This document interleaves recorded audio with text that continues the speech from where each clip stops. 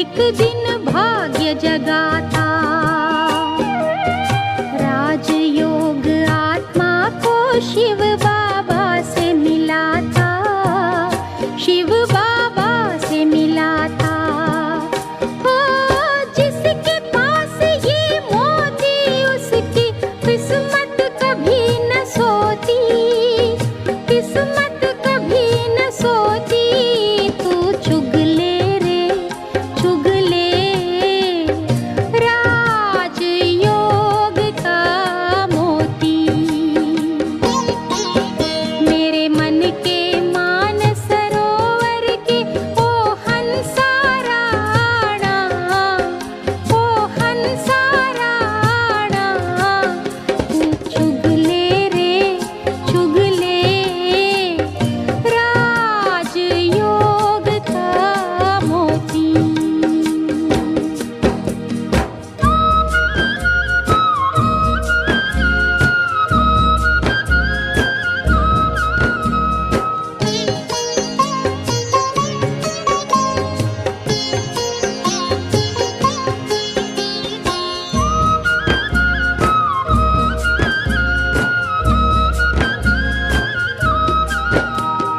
राजयोग का ध्यान ज्ञान के दीप जलाता, ज्ञान के दीप जलाता।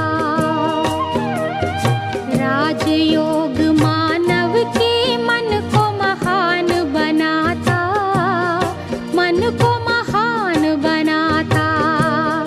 ओ जो इस योग को साधे उसकी सदा उन्नति होती, सदा उन्नति होती। तू चुग ले रे, चुग ले राजयोग का मोती।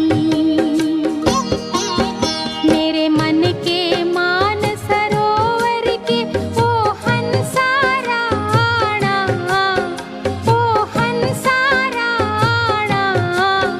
तू चुग ले रे, चुग ले राजयोग का मोती, राजयोग का मोती, राजयोग का मोती, राजयोग का मोती।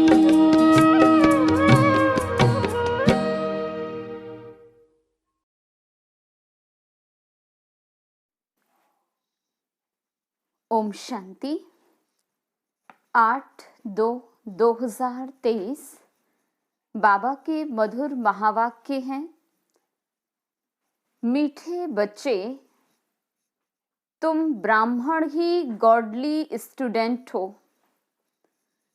तुम्हें बाप ने रचता और रचना का ज्ञान देकर मास्टर जानी जाननहार बनाया है। अभी तुम सब कुछ जान जाते हो।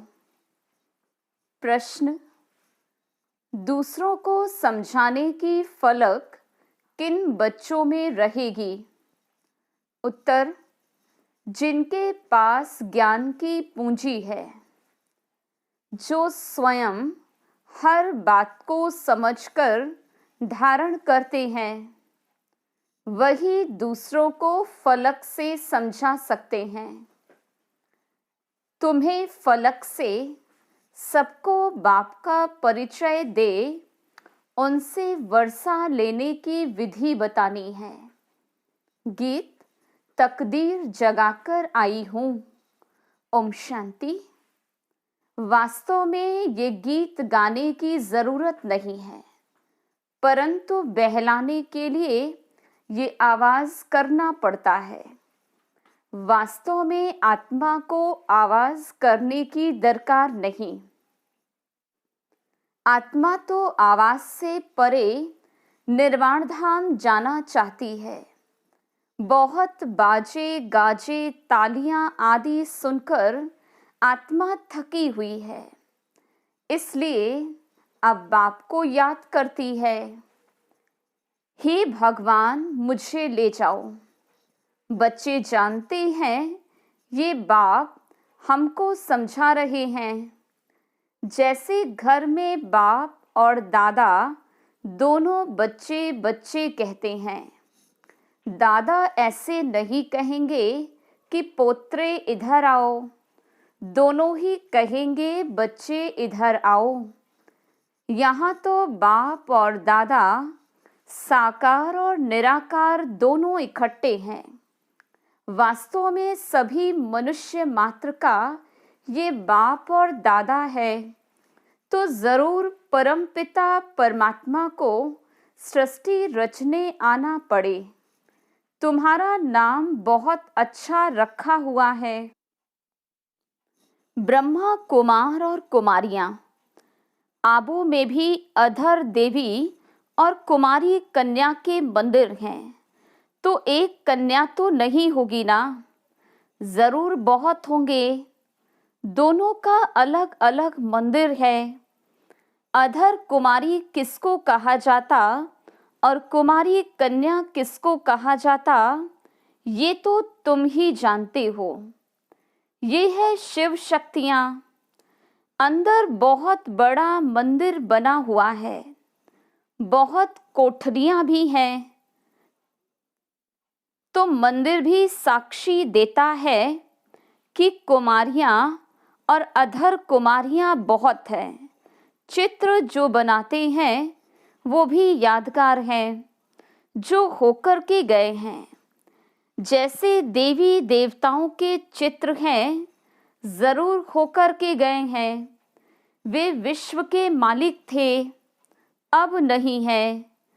विश्व के रचता ने भी भारत को विश्व का मालिक बनाया था।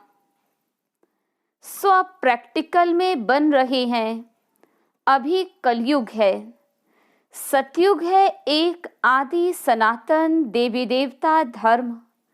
कलयुग में अनेक धर्म और अनेक प्रजा का राज्य है। तुम बच्चे जब सुनते हो तो समझते हो।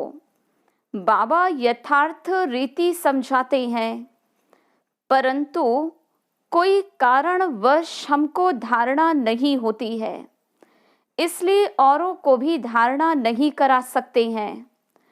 कोई ना कोई विघ्न है। हम डल स्टूडेंट हैं। बाकी बाप तो बहुत अच्छी रीति समझाते हैं। अनेक मनुष्य अनेक धर्म हैं। 5000 वर्ष पहले भारत स्वर्ग था। बहुत थोड़े मनुष्य थे।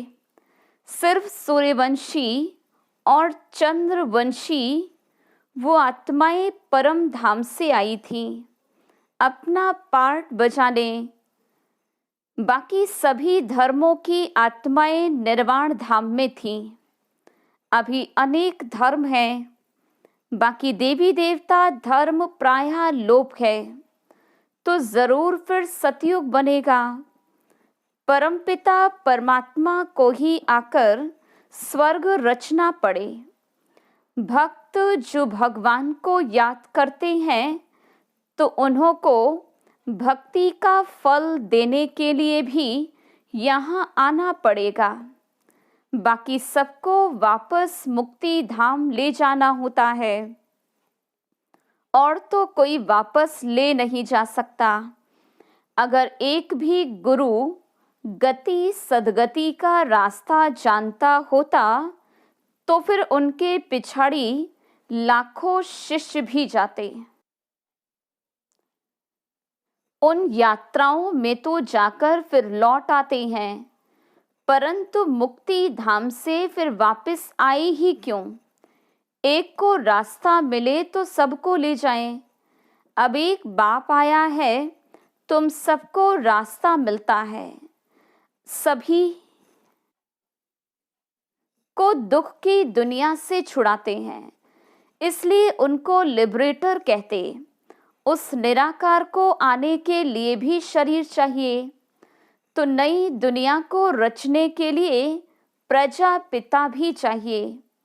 रचना यहाँ रचनी है, तो ब्रह्मा भी यहाँ का मनुष्य चाहिए। सूक्ष्म वतन से उतर नीचे तो नहीं आएगा। कहते भी हैं अभी ब्रह्मा की रात है, तो ब्रह्मा मुख वंशावली की भी रात है। अब अंत में बाप आए हैं दिन करने। ब्रह्मा की रात पूरी होती है तो बीके की भी रात पूरी होती। प्रजापिता ब्रह्मा तो ठीक है, वास्तव में सभी मनुष्य आत्माओं का बाप परमात्मा को कहा जाता। सभी उनको गॉडफादर परमपिता परमात्मा कहते हैं। सेंसिबल मनुष्य जब गॉडफादर कहते हैं तो कोई मनुष्य को याद नहीं करते। कोई तो कहते वो ज्योति स्वरूप है, ब्रह्म है। ब्रह्मा विष्णु शंकर को तो ब्रह्म नहीं कहेंगे। तो पहले पहले परिचय देना है अपना कि हम बीके हैं। ब्रह्मा को भी परमपिता परमात्मा रचते हैं। फिर ब्रह्मा मुख से ब्राह्मणों को रचा। प्रजापिता है तो जरूर बहुत संतान होंगी। इस रीति सिजरा बढ़ता जाता है। ब्राह्मणों का वर्ण बदल सतयुगी देवता बनते हैं, क्योंकि बाबा बैठ ब्राह्मणों को राजयोग सिखलाते हैं। बाबा कहते तुम मेरे द्वारा मुझे और मेरी रचना को जानने से सब कुछ जान जाते हो। बाकी कुछ जानने के लिए रहता ही नहीं। इतना बड़ा इम्तिहान पास कर लेते हो, अर्थात मास्टर जानी जाननहार बन गए। गॉडली स्टूडेंट सिर्फ ब्राह्मण ही होते हैं। देवताएं, वैश्य व शूद्र कोई भी गॉडली स्टूडेंट नहीं होते हैं। भगवानवाच होता ही है ब्राह्मणों प्रति। अगर कृष्ण भगवानवाच हो तो भी किन्हों के प्रति? जरूर ब्राह्मण चाहिए। तो प्रजापिता द्वारा ब्राह्मण रचते हैं। रुद्र ज्ञान यज्ञ भी ब्रह्मा ही रचते। कृष्ण ज्ञान यज्ञ तो कभी नहीं कहते। तो पहले पहले समझाना है कि हमको पढ़ाने वाला स्वयं परमपिता परमात्मा है, जो ही ज्ञान का सागर है। वही हमारा बाप, टीचर और सतगुरु है। फिर इसमें कोई उल्टा सुल्टा प्रश्न उठाने की दरकार नहीं। इतने ढेर बिके हैं, कोई एक दो तो नहीं। पहले पहले पढ़ाना ही अल्फ है। अल्फ बिगर मनुष्य कुछ भी जान नहीं सकते। उन्हों को समझाना चाहिए कि परमपिता परमात्मा शिव ब्रह्मा मुख द्वारा ब्राह्मण रच रहे हैं। अकेला ब्रह्मा तो रचता नहीं है। ये पॉइंट्स धारण करने की है। बाबा के पास ज्ञान है तो तुमको डिलीवरी करते हैं। तुम हो ज्ञान गंगाएं। सागर तो एक ही है। ये ब्रह्मा भी ज्ञान कंठ करते हैं, तो ये भी ज्ञान गंगा हुई। ज्ञान कंठ करने वाले को ज्ञान गंगा कहा जाता। उनमें मेल फीमेल दोनों आ जाते हैं। ज्ञान सागर तो एक ही बाप है। यहाँ देखो, पानी के सागर को तो टुकड़ा टुकड़ा कर दिया। सतयुग में जब एक ही सूर्यवंशी राजाई थी तो सागर के टुकड़े नहीं थे। कहाँ भी जाकर सैर कर आते थे। वहाँ कोई कह न सके कि मेरी हद में नहीं आओ अथवा पानी नहीं लो। जहाँ एक दो का पानी ही बंद कर देते, कितने टुकड़े हो गए। अब हम एक ही सचखंड स्वर्ग की स्थापना कर रहे हैं। बाप का भी विचार सागर मंथन होता है, तब तो समझाते हैं। ब्रह्मा भी कहेंगे सभी जीवात्माएं हमारे बच्चे हैं। आदि देव अथवा आदम सभी का बाप है। ऐसे नहीं, उस समय कोई मनुष्य नहीं थे, फिर आदम ने आदमी पैदा किए, नहीं। निराकार बाप को पहले जरूर आदम में आना पड़े, तब तो मुख वंशावली रचे। बाकी ऐसे नहीं, कोई मुख से निकल आए व नासिका से या पवन से पैदा हुए। ये सब भक्ति की बातें हैं। मनुष्य तो कक्ष मक्ष को भी पूछते रहते। तो पहली पहली बात है कि आत्माओं का बाप कौन है। वो जरूर स्वर्ग का रचता होगा। अभी तो नरक है। अभी हम स्वर्ग के लिए राजयोग सीख रहे हैं, परमपिता परमात्मा द्वारा। ब्रह्मा भी उन द्वारा पढ़ रहे हैं। परमपिता परमात्मा सभी आत्माओं का बाप है। ब्रह्मा जीव आत्माओं का बाप है।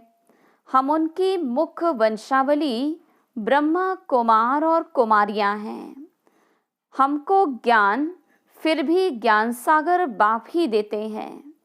हम श्रीमत पर चलते हैं, वह तो नामी ग्रामी है। ब्रह्मा की मत मशहूर है। ऐसे कभी नहीं कहा जाता कि विष्णु भी उतर आए तो भी तुम नहीं मानेंगे। ये ब्रह्मा के लिए कहा जाता।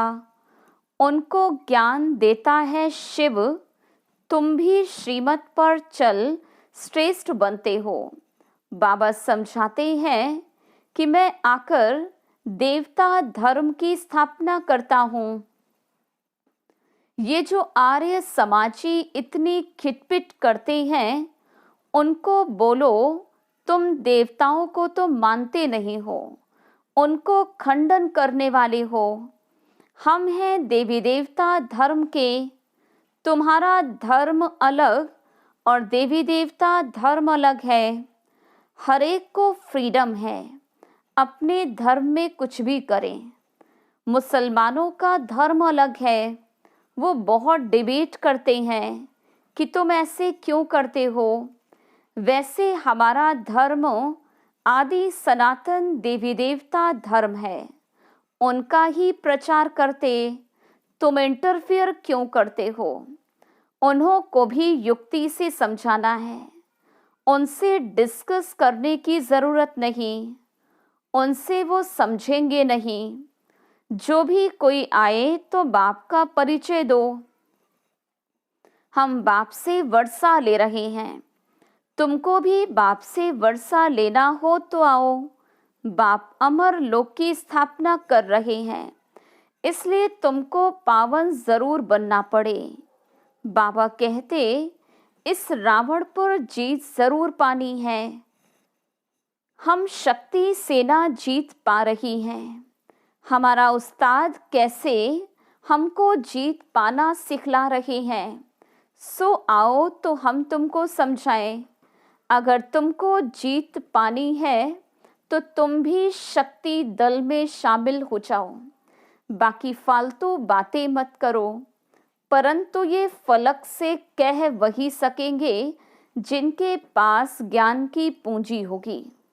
अच्छा, मीठे मीठे सिकिलधे बच्चों प्रति माता पिता बाप दादा का याद प्यार और गुड मॉर्निंग।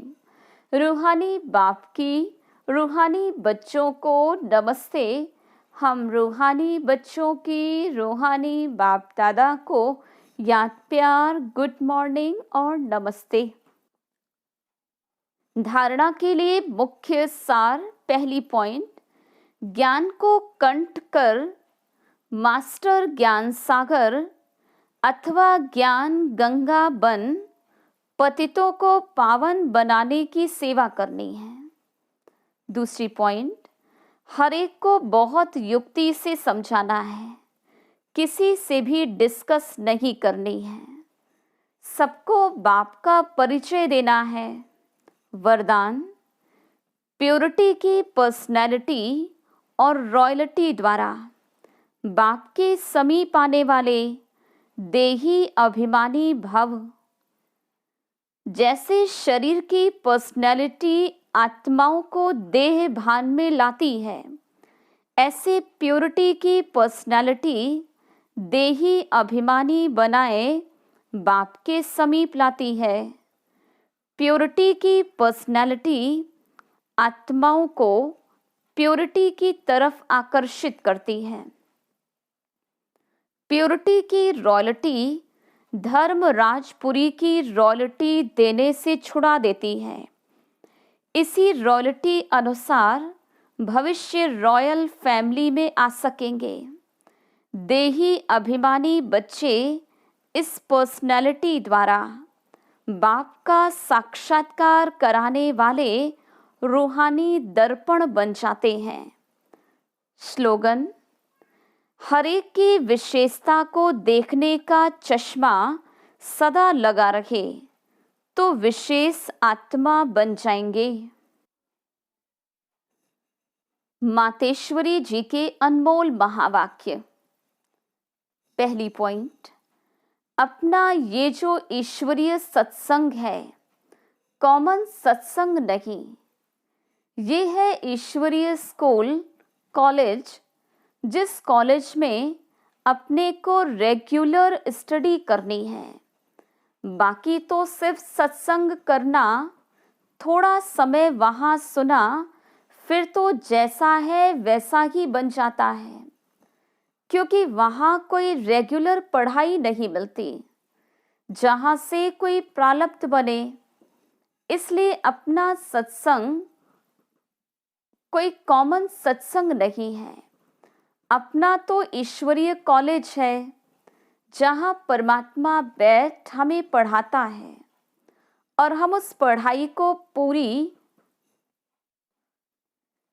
रीति धारण कर ऊंचा पद पाते हैं।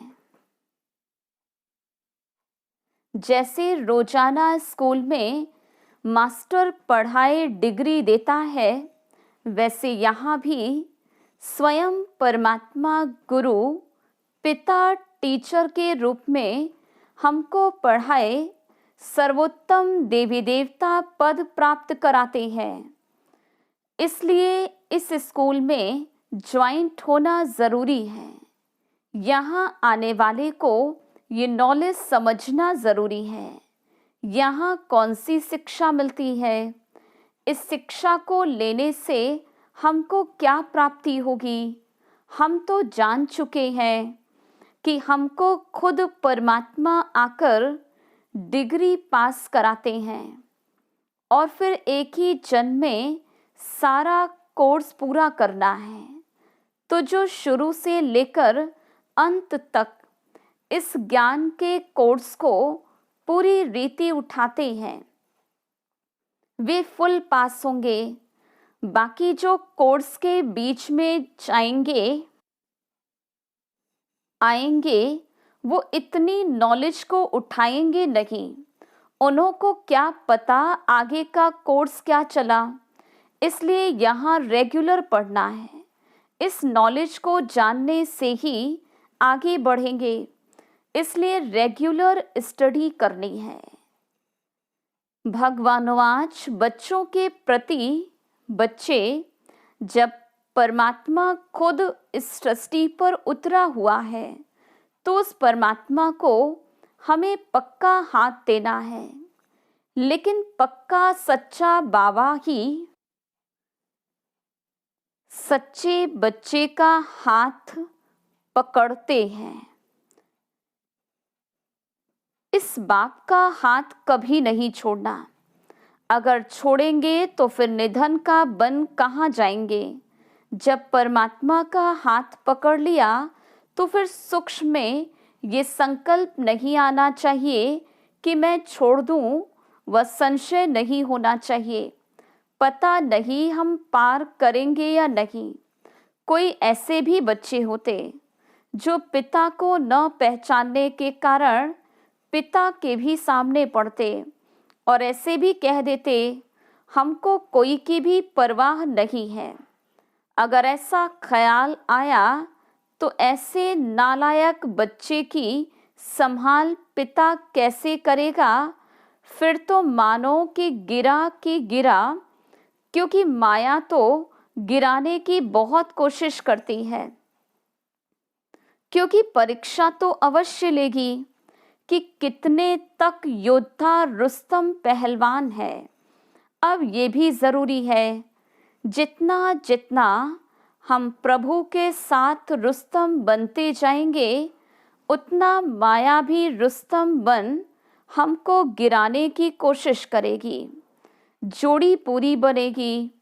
जितना प्रभु बलवान है तो माया भी उतनी ही बलवानी दिखलाएगी, परंतु अपने को तो पक्का निश्चय है, आखरीन भी परमात्मा महान बलवान है। आखरीन उसकी जीत है। श्वासों श्वास इस विश्वास में स्थित होना है। माया को अपनी बलवानी दिखलानी है। वो प्रभु के आगे अपनी कमजोरी नहीं दिखलाएगी। बस एक बारी भी कमजोर बना तो खलास हुआ। इसलिए भल माया अपना फोर्स दिखलाए, परंतु अपने को मायापति का हाथ नहीं छोड़ना है। वो हाथ पूरा पकड़ा तो मानो उनकी विजय है। जब परमात्मा हमारा मालिक है तो हाथ छोड़ने का संकल्प भी नहीं आना चाहिए। अगर हाथ छोड़ा तो बड़ा मूर्ख ठहरा। इसलिए परमात्मा कहता है, बच्चे, जब मैं खुद समर्थ हूँ तो मेरे साथ होते तुम्हें भी समर्थ अवश्य बनना है। समझा बच्चे? अच्छा, ओम शांति।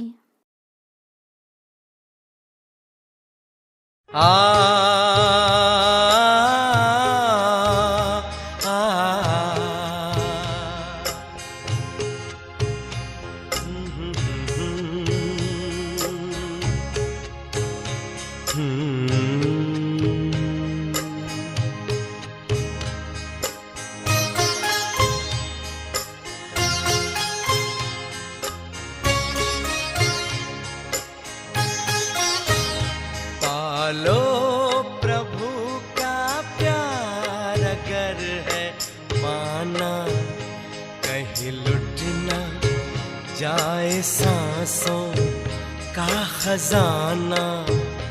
कहीं लुट न जाए सांसों का खजाना। पालो प्रभु का प्यार।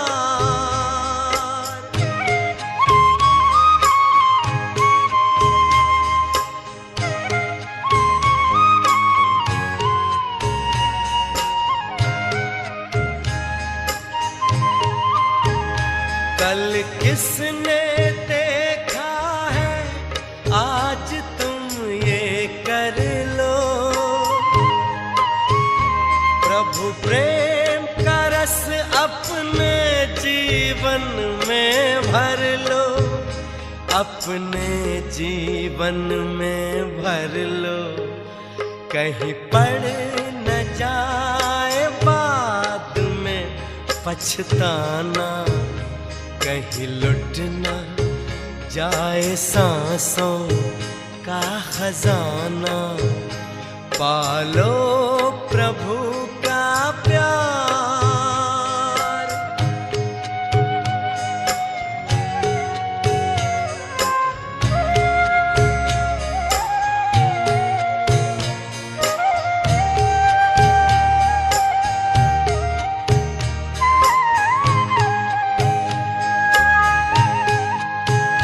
प्रभु को बना लो अपने दिल का सहारा।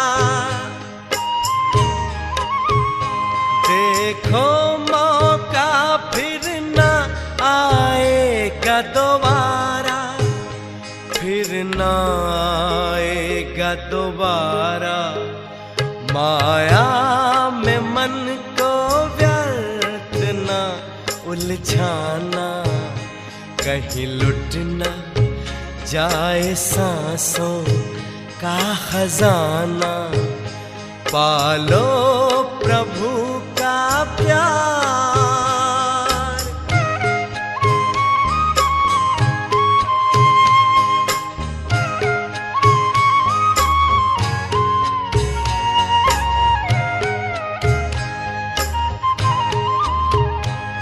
उड़ने तो मन को अपने नील गगन में,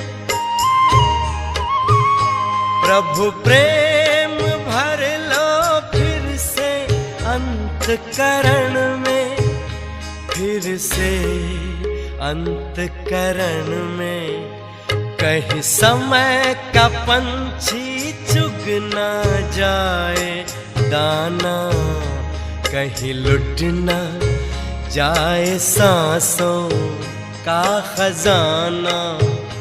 पालो प्रभु का प्यार अगर है पाना, कहीं लुट ना जाए सांसों का खजाना, कहीं लुट ना जाए सांसों का खजाना, कहीं लुट ना जाए सांसों का खजाना।